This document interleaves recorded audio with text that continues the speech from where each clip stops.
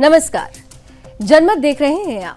आपके साथ मैं हूं लावनी विनीत। जनमत यानी वो मंच जहां पर हम और आप मिलकर करते हैं उन खबरों की बात जो सीधे आपसे सरोकार रखती है, जो सीधे देश से सरोकार रखती है। और जब हम देश से सरोकार रखने वाली खबरों की बात करते हैं तो उसमें छिपी होती है राष्ट्र सर्वोपरि की भावना। तो राष्ट्र सर्वोपरि की भावना के साथ आज जिस पहली खबर का जिक्र जनमत में होने जा रहा है उसमें खूब सियासत है, राजनीति है और इन सब राजनीति के बीच में लोकतंत्र की लड़ाई है। विपक्ष, समूचा विपक्ष आज संसद से लेकर सड़क तक वोट बचाओ के नारे के साथ एक रणभूमि में उतरा। विपक्ष एसआईआर और वोट चोरी के मुद्दे को लेकर पूरी तरह से सरकार को, चुनाव आयोग को कटघरे में खड़ा कर रहा है। सियासत सरगर्म है। आज राहुल गांधी की अगुवाई में सभी सांसदों ने मार्च करना चाहा चुनाव आयोग तक, लेकिन पहले ही उन्हें रोक दिया गया, हिरासत में ले लिया गया।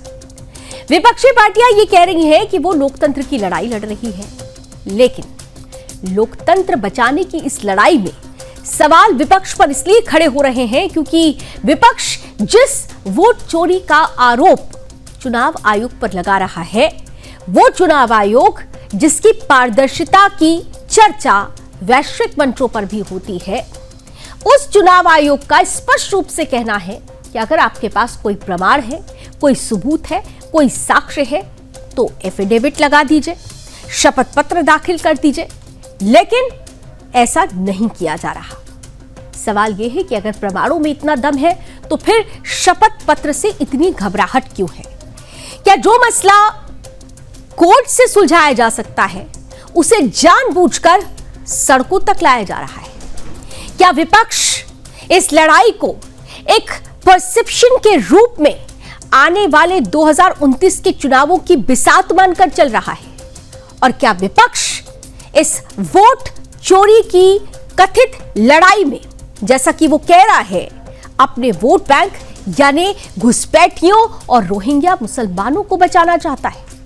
क्योंकि एसआईआर एक ऐसा प्रोसेस है जिससे देश में छिपे हुए घुसपैठिए पूरी तरह से बेनकाब होंगे। भारत का नागरिक ही भारतीय प्रक्रिया में, चुनावी प्रक्रिया में हिस्सा ले, इसके लिए जरूरी है एसआईआर। लेकिन इसी इंटेंसिव रिवीजन का विपक्ष विरोध कर रहा है। तो क्या यह माना जाए कि विपक्ष आज घुसपैठियों को बचाने के लिए सड़क पर उतरा? आज संसद का रण था, सड़क का शोर था और सियासत का खेल भी था। सब कुछ एक ही मकसद के साथ नजर आ रहा था, घुसपैठियों के वोट कटने से रोकना और फर्जी वोटरों के सहारे सत्ता का खेल खेलना। राहुल गांधी से लेकर प्रियंका गांधी, अखिलेश यादव, डिंपल यादव, तमाम जो बड़े लीडर्स थे वो आज सड़कों पर ऐसे ही हंगामा करते नजर आए। संसद में नारेबाजी, सड़कों पर ड्रामा, चुनाव आयोग पर हमला, वोट चोरी बंद करो के नारे, ये सब कुछ आज देखने को मिला। वोट चोरी बंद करो का नारा देने वाले ये नेता असल में वोट चोरों के सबसे बड़े पहरेदार क्यों बन गए हैं, ये बड़ा सवाल है। सवाल है कि ये किसके वोट बचाना चाहते हैं, भारतीय नागरिकों के या फिर अवैध घुसपैठियों के? अगर इन्हें वाकई लगता है कि वोट चोरी हुई है तो फिर ये एसआईआर का विरोध क्यों कर रहे हैं? तो क्या ये मान लिया जाए कि ये तमाम जो कवायद चल रही है, जो जद्दोजहद चल रही है, वो सिर्फ और सिर्फ अपनी कुर्सी बचाने के लिए जो घुसपैठियों के वोट बैंक पर टिकी हुई है? इन सब के बीच आज जब चुनाव आयोग का मार्च करने के लिए ये तमाम नेता निकले तो उसके पहले ही चुनाव आयोग ने कहा था कि 30 सांसद आ जाएं, जो भी कंफ्यूजन्स है उसे दूर कर लिया जाए। लेकिन चुनाव आयोग के आमंत्रण के बावजूद सड़कों पर उतरकर ये हंगामा। सवाल ये है कि वाकई ये लोकतंत्र को बचाने की लड़ाई है या खुद की कुर्सी बचाने की लड़ाई? क्या होता रहा आज दिन भर, उसे समेटती हुई हमारी आज की ये स्पेशल रिपोर्ट।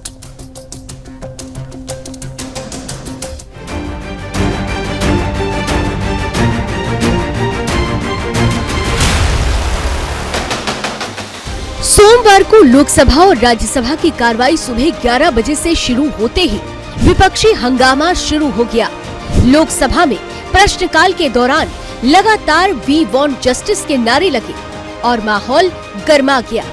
हंगामे के चलते लोकसभा की कार्रवाई 2 बजे तक के लिए स्थगित करनी पड़ी। राज्यसभा में भी 0 आवर के दौरान विपक्षी सांसद वोट चोरी बंद करो के नारे लगाते हुए सभापति की आसंदी तक पहुंच गए, जिसके बाद कार्यवाही को स्थगित करना पड़ा।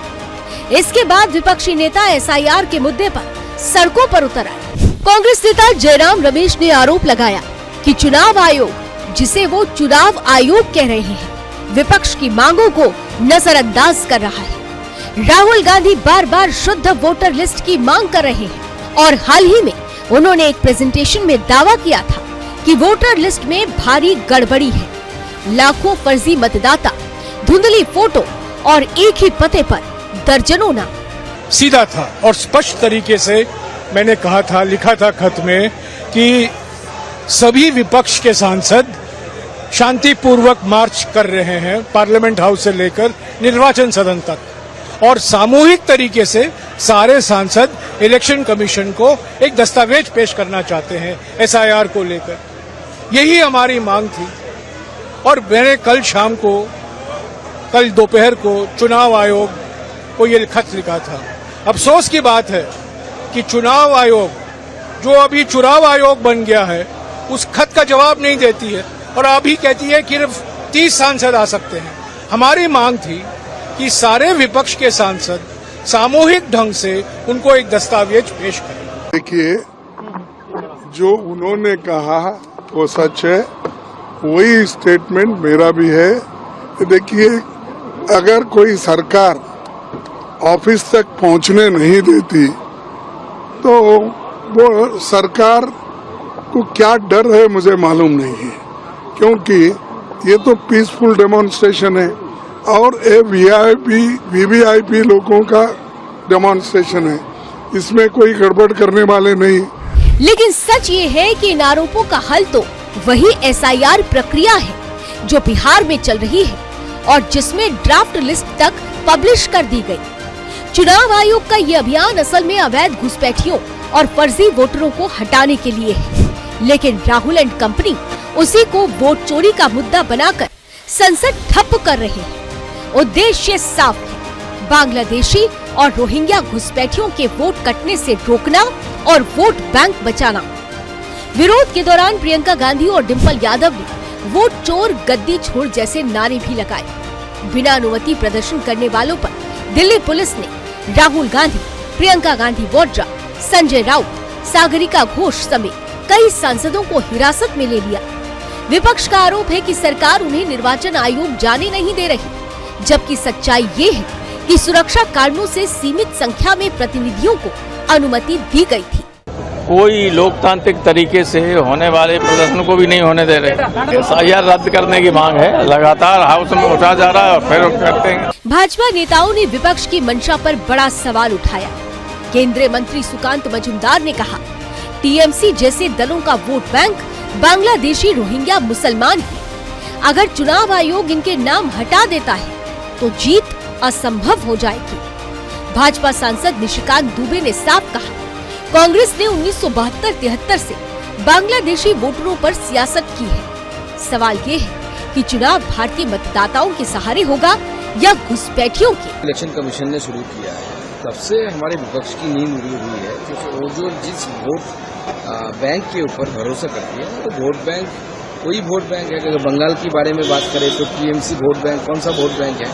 बांग्लादेश से आए हुए घुसपैठिए मुसलमान और रोहिंग्या, इनके नाम अगर इलेक्शन कमीशन अगर लिस्ट से बाहर कर देगा तो तृणमूल कांग्रेस को इलेक्शन जीतना इम्पॉसिबल हो जाएगा। तो वो तो लड़ेगा ही, इसी कारण से लड़ रहे हैं, चिल्लाने दीजिए। कि ऐसा है कि बांग्लादेशी और बांग्लादेशी वोटर, उसके सहारे ही कांग्रेस जीत सकती है। ये इसकी साजिश 1972-73 से चल रही है। बांग्लादेश जब बना और उसके बाद 75 में जब शेख मुजीबुर रहमान की हत्या हुई, उसके बाद से आपको पता है कि बांग्लादेशी घुसपैठिए यहाँ आकर बस गए। अब राहुल गांधी एंड कंपनी का असली चेहरा सामने आ चुका है। संसद के अंदर हंगामा और बाहर सड़क पर नौटंकी। मकसद सिर्फ मीडिया की सुर्खियां बटोरना और जनता को गुमराह करना। बिहार में चुनाव सिर पर है और अगर इतना शोर शराबा नहीं होगा तो जनता के बीच क्या ले जाएंगे। यही वजह है कि झूठे आरोप, अधूरी कहानियां और आधे अधूरे सबूत के सहारे माहौल गरमाने की कोशिश हो रही है। ये रणनीति नई नहीं है। लोकसभा चुनाव के वक्त भी विपक्ष ने झूठ फैलाया था कि अगर मोदी सरकार वापस आई तो संविधान बदल देंगे और चुनाव ही खत्म हो जाएंगे। जनता में कंफ्यूजन से कांग्रेस की सीटें थोड़ी बढ़ी, लेकिन सत्ता हाथ नहीं लगी। उसी हताशा में अब फिर से झूठ और डर फैलाने का खेल शुरू हो गया है। सच्चाई ये है कि राहुल गांधी ने अब तक अपने आरोपों का एक भी सबूत हलफनामे के साथ नहीं दिया। चुनाव आयोग की प्रक्रिया पारदर्शी है और हर मतदाता को आपत्ति दर्ज कराने का हक भी है। लेकिन अगर वोटर लिस्ट से फर्जी नाम हटेंगे तो जिनकी राजनीति सिर्फ वोट बैंक पर टिकी है, उन्हें सबसे ज्यादा खतरा होगा। अब देखना ये होगा कि चुनाव आयोग विपक्ष के इन प्रोपेगेंडा आरोपों को कैसे लेता है और क्या कार्रवाई करता है। लेकिन इतना तय है कि जनता के बीच झूठ फैलाकर सीटें बढ़ाने का स्वाद विपक्ष के मुंह लग चुका है। सवाल ये है कि क्या देश की जनता इस बार भी इनके बहकावे में आएगी या सच को पहचान कर जवाब देगी। Bureau report, Sudarshan news.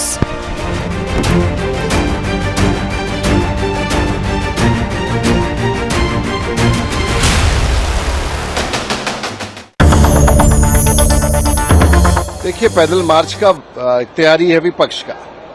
मार्च तो करना चाहिए, स्वास्थ्य के लिए भी अच्छा होता है, लेकिन कायदे से पूरे प्रतिपक्ष को, और खास के अगर बिहार का मामला है तो गांव देहात में जाकर के जो मतदाता छूट गए हैं और जिनको ये दावा कर रहे हैं कि छूट रहे हैं, उनको जुड़वाना चाहिए। राजनीति धरती से होगा, बड़े शहरों में मार्ग पर यात्रा करके नहीं होगा। लौटना चाहिए देहात में और मतदाताओं से संपर्क करना चाहिए, उनका नाम जुड़वाना चाहिए। हम शांतता मार्ग से ही हमारी लड़ाई जारी रहेगी। तो अब आगे किस तरह से मैम करेंगे? महात्मा गांधी जी को आदर्श मानते। तो अब जनता को तय करना है कि वो सच के साथ है या फिर भ्रम के साथ। इतना तो तय है कि ये लड़ाई लोकतंत्र को बचाने की अगर है तो फिर लोकतंत्र के प्रहरी, जो खास तौर से जनता होती है, उसे जागना होगा। और जब जनता जागती है तो बहुत सारी हकीकत, बहुत सारा सच भी सामने आता है। कुछ ऐसा ही हुआ है फतेहपुर में, जहां पर मंदिर के इस्लामीकरण की साजिश होती है, जिसका खुलासा हमने कल ही सुदर्शन न्यूज पर किया था। फतेहपुर में जो हुआ वो सिर्फ एक जमीन विवाद नहीं है, ये सनातन संस्कृति पर योजनाबद्ध हमले की बेशर्म मिसाल है।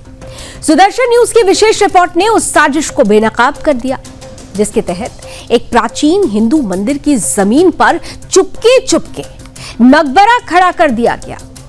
और हैरानी की बात तो यह है कि ये जमीन भू अभिलेखों में आज भी हिंदू मंदिर के नाम पर दर्ज है। फिर भी जिहादियों ने इसका इस्लामीकरण कर दिया। वैसे ये कोई पहली बार नहीं है जब देश के किसी कोने में किसी प्राचीन मंदिर को निशाना बनाया गया। इतिहास इस बात का साक्षी है कि जहां जहां मजहबी कट्टरपंथियों को मौका मिला, वहां उन्होंने सनातन की पहचान मिटाने की पूरी कोशिश की। सवाल यह है कि आखिर किस हिम्मत से, किसके संरक्षण में और किस मकसद से फतेहपुर के इस मंदिर की पवित्र भूमि पर कब्जा कर लिया गया। रिपोर्ट सामने आई तो हजारों सनातनी मंदिर पहुंच गए। उनकी मांग साफ थी, मंदिर की पवित्र भूमि को तुरंत मजहबी अतिक्रमण से मुक्त कराया जाए और दोषियों पर सख्त कार्रवाई हो। भीड़ के तेवर से साफ था कि अब वो मंदिर पर होने वाले हमलों को सिर्फ विवाद कहकर चुप नहीं बैठेंगे। स्थानीय लोगों के साथ और सबूत ये साबित करते हैं कि ये मामला किसी गलतफहमी का नहीं, बल्कि सोची समझी जिहादी रणनीति का हिस्सा है। पहले कब्जा, फिर धीरे धीरे मूल पहचान मिटाकर इसे अपनी धरोहर बताना।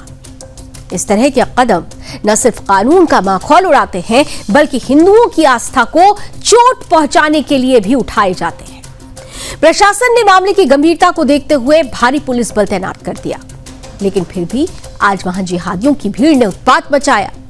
हालांकि ये सवाल उठना स्वाभाविक है कि क्या प्रशासन समय रहते कार्रवाई करेगा या फिर हर बार की तरह शांति व्यवस्था के नाम पर आरोपियों को बचाने की कोशिश शुरू हो जाएगी। सनातनी समाज ने शांति की अपील तो की है, लेकिन उनकी आंखों में गुस्सा, आक्रोश साफ झलक रहा है।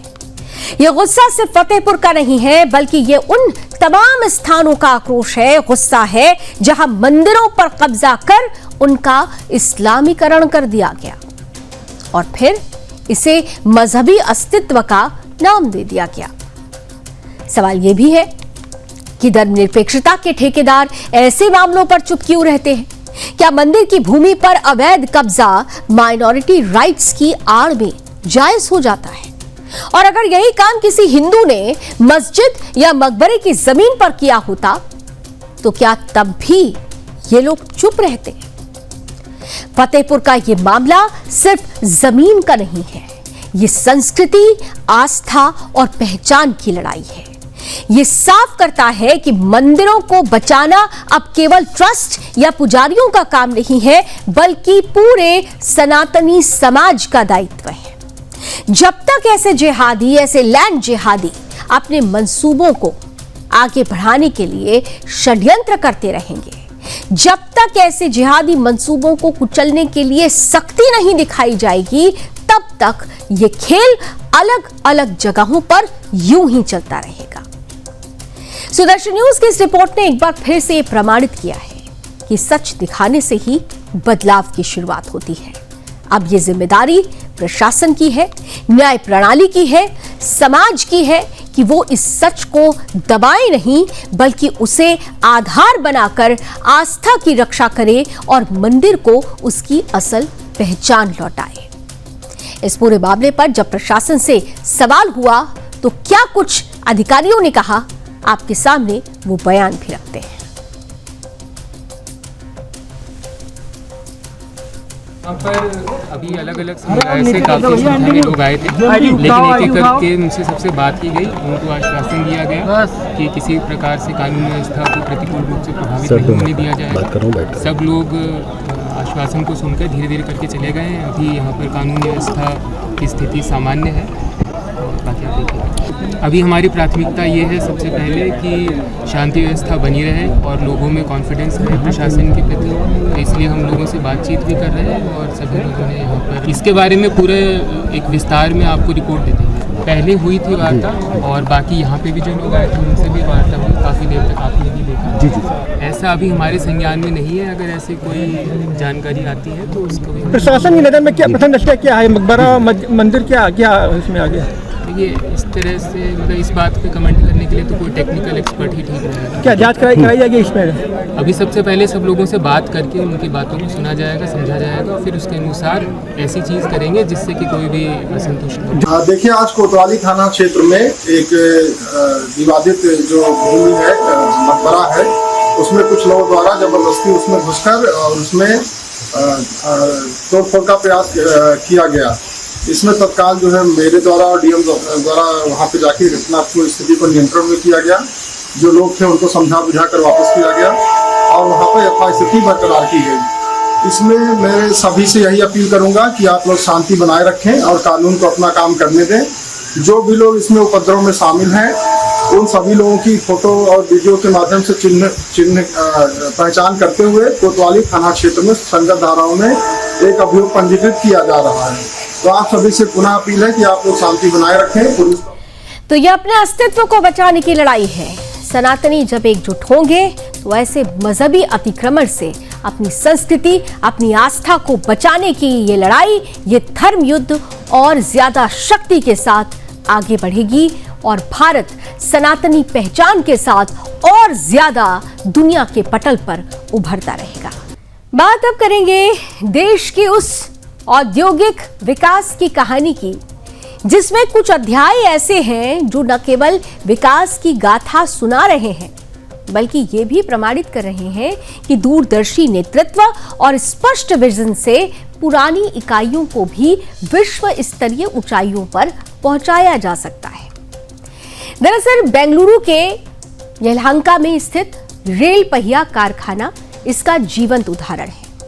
1984 में महज 146 करोड़ रुपए की लागत से स्थापित यह कारखाना कभी सालाना 56,000 पहिए और 23,000 एक्सेल का उत्पादन करता था। लेकिन प्रधानमंत्री नरेंद्र मोदी के नेतृत्व में इस प्लांट की तस्वीर पूरी तरह से बदल चुकी है। तकनीकी आधुनिकीकरण, ऑटोमेशन और उत्पादन क्षमता में अभूतपूर्व वृद्धि ने इसे भारतीय रेलवे का अभिन्न स्तंभ बना दिया। वर्ष 2023-24 में यलहंका कारखाने ने अपने इतिहास का सबसे बड़ा उत्पादन रिकॉर्ड दर्ज किया।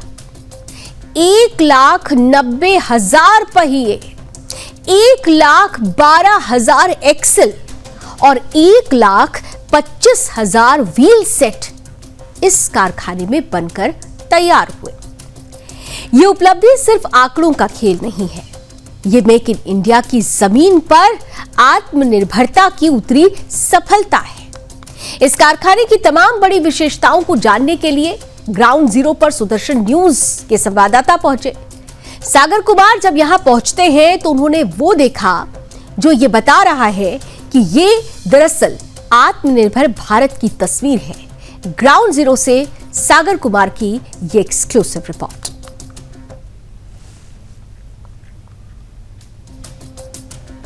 देखिए, जो इस फैक्ट्री के अंदर जो नए व्हील्स बनते हैं, जो नए एक्सल बन रहे हैं, नए व्हील सेट बन रहे हैं, एक बड़ा सवाल ये है कि आखिरकार उनका जो नया, क्या वो नए व्हील सेट जो हैं वो रेलवे नया लोहा खरीदता है दूसरी जगह से, या फिर वो नए व्हील बनाए जाते हैं? ऐसा बिल्कुल नहीं है, बल्कि जो भारतीय रेल के जो स्क्रैप है, यानी कि बड़ी मात्रा के अंदर भारतीय रेल का स्क्रैप जो है वो आता है, जिसको भारतीय रेल बेचती नहीं है, बल्कि वो इस तरह से यहाँ पर, ये देखिए कितना, कई लाख मीट्रिक टन लोहा जो है वो भारतीय रेल इसी तरह से हर साल उसको रिसाइकल करती है। यानी कि देखिए ये जो चक्के हैं, यानी कि ये भारतीय रेल के ही पहिए हैं, और ये और दूसरा सामान है जो रेल की अंदर लगता है, और ये पटरियां हैं रेल की, और यहाँ पर उस तरफ जो है रेलवे ट्रैक है, जहां से अलग अलग जगह से इन सभी, एक तरह से कहें ये कबाड़ है, ये पूरी तरह से एक स्क्रैप है भारतीय रेल का, जो बिल्कुल किसी काम का नहीं है। और ये बहुत अलग किस्म का, ये दूसरा थोड़ा सा हार्ड होता है, जो कहीं अगर आप इसको बेचना भी चाहेंगे तो बेचकर वो कोई गला नहीं सकता। वो गलाने की मशीन जो है वो इसी तरह से भारतीय रेल के, जो अभी हमने आपको दिखाया, बड़े बड़े बॉयलर लगे हैं, जो अब ये जो स्क्रैप है ये इतना कई लाख मीटर, आप देखिए जहां तक आपकी नजर जाएगी, यहां से लेकर वहां तक और भी कहीं ज्यादा है, ये बाहर से यहां पर इसी तरह से यहां पर लाया जाता है। ये देखिए, आपने जो रेल ट्रैक के पास ये पटरी के पर आपने देखी होगी लगी होकर, यानी कि ये भी स्क्रैप के अंदर यहां पर आया है, और उसके बाद ये बॉयल होगा, यानी कि बड़े बड़े बॉयलर के अंदर ये पहले तो यहां पर लाया जाता है, उसके बाद छोटे छोटे, ये बड़े बड़े देख सकते हैं यहां पर अभी है नहीं, वो जो कर्मचारी होते हैं वो यहां पर बैठते हैं, और इनको बड़े बड़े जो है उनके छोटे छोटे पीसीस के अंदर काटा जाता है। काटने के बाद फिर इनको यहां से जो ट्रॉली है, जो ट्रक है, उसको ये साथ में आप देख सकते हैं, ये जो मशीन, ये जो फैक्ट्री है साथ में ही बिल्कुल यहाँ पर, ये सामने एक्सल है, इसके पीछे हमने दिखाया था व्हील बन रहे हैं। तो ये जो बड़े बड़े एक्सल, ये देखिए ये जो खराब एक्सल हैं, ये देख सकते हैं, खराब एक्सल इसके अंदर आपको मिलेंगे, खराब जो व्हील्स हैं इसके वो मिलेंगे, और भी ये पटरियां हैं। कुल मिलाकर यहाँ पर वो सारा स्क्रैप भारतीय रेल का आता है। हर साल कई लाख मीट्रिक टन जो है वो भारतीय रेल का इसी तरह से यहाँ पर इकट्ठा होता है, और इसको रिसाइकल किया जाता है। और ये बड़ा रिसाइकल प्लांट भारतीय रेल का है यहाँ पर। इसी को ही रिसाइकल करके, इसी को पूरी तरह से फिर यहाँ से ही नए व्हील्स बनते हैं, नए एक्सल बनते हैं, जो भारतीय रेल के लिए इसी फैक्ट्री के अंदर। आप यहाँ से देखेंगे तो यहाँ पर एक्सल बनते हैं। तो ये वो प्लांट है जहाँ पर भारतीय रेल अपना रिसाइकल कर नए एक्सल और व्हील्स बना रही है। देखिए, जो अभी हमने जो आपको दिखाया था, जो स्क्रैप था, मतलब जो बाहर से जो इसी तरह के आपने देखा था, वो बाहर जो स्क्रैप रखा था, ये उन्हीं से ही नया एक्सल है ये, यानी कि रेल का एक्सल है। वो जो कबाड़ बाहर हमने दिखाया था कैसे भारतीय रेल का जो पुराना लोहा हो चुका था, ये उसी कबाड़ का यानी कि उसी लोहे का रिसाइकल कर नया भारतीय रेल का एक्सल बनाया गया। आप देखिए, बिल्कुल ये चमचमाते एक्सल जो हैं भारतीय रेल के, ये उसी कबाड़ को पिघलाकर नए एक्सल यहाँ पर बनाए गए हैं। और आपको जहाँ तक नज़र जाएगी इसी तरह से ये एक्सल नए बनकर तैयार हैं। देखिए, अब ये पूरी तरह से व्हील जो है वो बनकर तैयार हो गए हैं और यहाँ से इस तरह की छोटी छोटी क्रेन मशीन से लाकर अब इनको यहाँ पर रखा जाएगा। उसके बाद इस तरह की जो भी इनकी लास्ट में फिनिशिंग करनी होगी, उसके बाद इन बड़े बड़े ट्रकों के अंदर लाद कर इनको जहाँ पर ज़रूरत होगी वहाँ पर इन रेल के जो पहिए हैं उनको भेजा जाएगा। आप देख सकते हैं इस फैक्ट्री के अंदर दिखाया कि कैसे इन पहियों को बनाया जाता है और रिसाइकल करके बनाया जाता है। इन भारी भरकम पहियों को, इनकी अगर वेट की बात करें तो करीब ये 450 से 500 किलो का वजन का एक ये पहिया रेल का होता है। अलग अलग इसका वेट हो सकता है, अलग अलग मालगाड़ी का पहिए का डायमेंशन से लेकर वजन से लेकर हर कुछ अलग होता है। जो दूसरी तेज रफ्तार की जो गाड़ियां हैं उनका डायमेंशन, उनका वेट उनका अलग होता है। तो कुल मिलाकर ये बेंगलुरु की फैक्ट्री के अंदर जहां पर पुराने पहियों को ही रिसाइकल कर करीब 2 लाख के करीब यहाँ का जो प्रोडक्शन है वो रिकॉर्ड तोड़ प्रोडक्शन यहाँ पर, मतलब हिस्ट्री के अंदर इस फैक्ट्री का इतना प्रोडक्शन क्या है, यानी कि 2 लाख पहिए यहाँ पर सालाना बनाए जाते हैं। सागर कुमार, सुदर्शन न्यूज, बेंगलुरु। कहते भी हैं कि जब सोच में पॉजिटिव विजन छुप जाए तो फिर तस्वीर वही होती है जो ये यलहंका से सामने आ रही है। इधर एक तरफ आत्मनिर्भर भारत किस तरह से रफ्तार के पहिए यहां आगे बढ़ रहे हैं, दूसरी तरफ इसी आत्मनिर्भर भारत की कड़ी में एमएसएमई सेक्टर का योगदान भी कितना महत्वपूर्ण है, इसका अंदाजा इसी बात से लगाया जा सकता है कि आज का दिन एमएसएमई सेक्टर के लिए बहुत ऐतिहासिक रहा। केंद्रीय मंत्री श्री जीतन राम मांझी जी की उपस्थिति में राष्ट्रीय लघु उद्योग निगम ने एमएसएमई उद्यमियों को सुलभ ऋण उपलब्ध कराने के लिए axis bank, Dhanlaxmi bank, Karnataka bank, AU small finance bank और इंडसइंड बैंक सहित कई बैंकों के साथ समझौता ज्ञापन यानी कि एमओयू पर हस्ताक्षर किए। इस करार से जरूरतमंद उद्यमियों को समय पर और आसान क्रेडिट सुविधा मिलेगी, जिससे सेक्टर में विकास को नई गति मिलेगी। केंद्रीय मंत्री जीतन राम मांझी ने कहा कि यह साझेदारी एमएसएमई को औपचारिक वित्तीय प्रणाली से जोड़ने, विस्तार और आधुनिकीकरण के लिए धन उपलब्ध कराने में अहम भूमिका निभाएगी। उन्होंने इसे समाज के वंचित वर्गों के उद्यमियों के लिए भी बड़ा लाभकारी कदम बताया।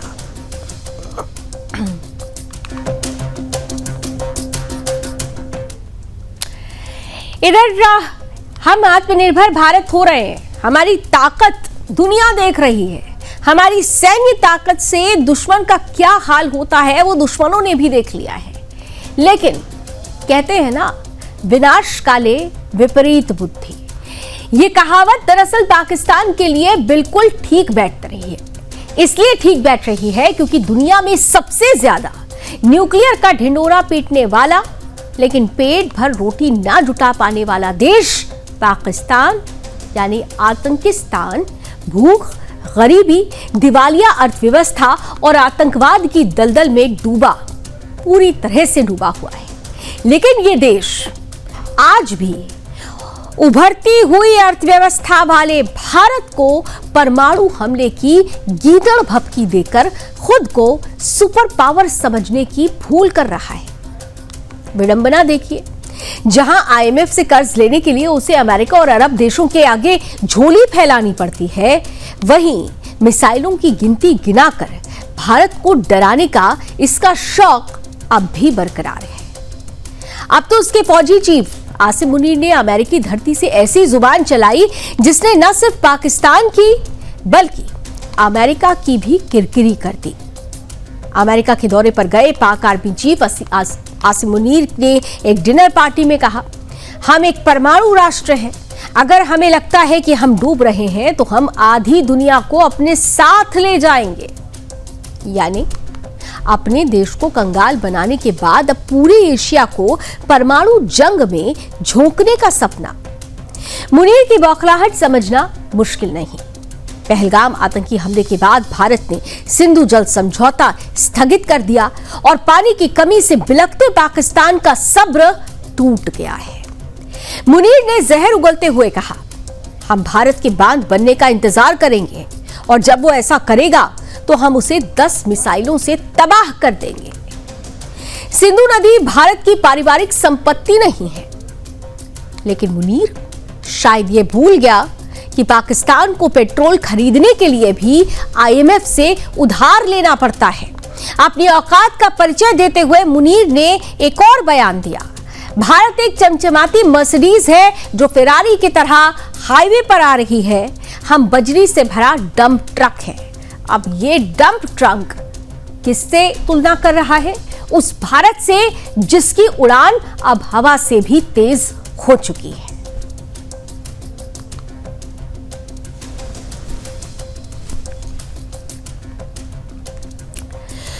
तो पाकिस्तान एक बार फिर से, ये मुल्ला मुनीर एक बार फिर से धमकी दे रहा है, परमाणु हमले की धमकी। लेकिन ये भूल गया कि ये नया भारत है जो छेड़ने पर छोड़ता नहीं, और यही बात सेना प्रमुख उपेंद्र द्विवेदी जी ने भी क्लियर कर दी है। Also said, I think enough is enough, and all the three chiefs were very clear, something has to be done. And the free hand was given, of course, that you decide what is to be done. And that is the kind of a confidence with the political directions and political clarity for the first time we saw. And that's what made a difference, because we want to do a lot, but that kind of hand holding and kind of free, no terms of restrictions, if I can say that. And that is what kind of raises up your morale. And that is how it helped our army commanders or commander-in-chiefs on ground. हम कहाँ हैं हम जानते हैं, वो कहाँ है वो इस मुगालते में है, और यही वजह है कि ये गीदड़ भभकी जारी है। बहरहाल आगे बढ़ते हुए अब कार्यक्रम के आखिरी पड़ाव पर हम आ चुके हैं, यानी दिन अब गुड न्यूज को जानने का है, समय गुड न्यूज को जानने का है। तो आज की पॉजिटिव न्यूज बेहद खास आ रही है। ये खबर देखकर भी दुश्मन की पेशानी पर बल आएगा। दरअसल आज की गुड न्यूज 26 अगस्त 2025 का दिन जो आने वाला है उससे जुड़ी हुई है। अब इस दिन है क्या खास? भारतीय नौसेना के लिए ये दिन ऐतिहासिक बनने वाला है। आंध्र प्रदेश के विशाखापट्टनम में देश की समुद्री सीमाओं की सुरक्षा को और मजबूती देने के लिए 2 उन्नत स्टील्थ फ्रिगेट्स यानी गुप्त युद्धपोत INS उदयगिरी F-35 और INS हिमगिरी F-34 एक साथ नौसेना के बेड़े में शामिल किए जाएंगे।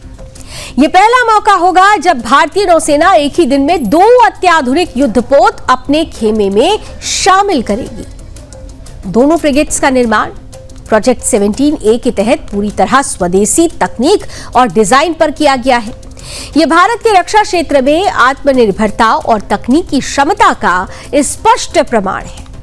इनका डिजाइन आधुनिक स्टील्थ तकनीक पर आधारित है, जिससे ये रडार पर नजर आने में बेहद मुश्किल होते हैं और दुश्मन को बिना पता चले समुद्री मिशन पूरा कर सकते हैं।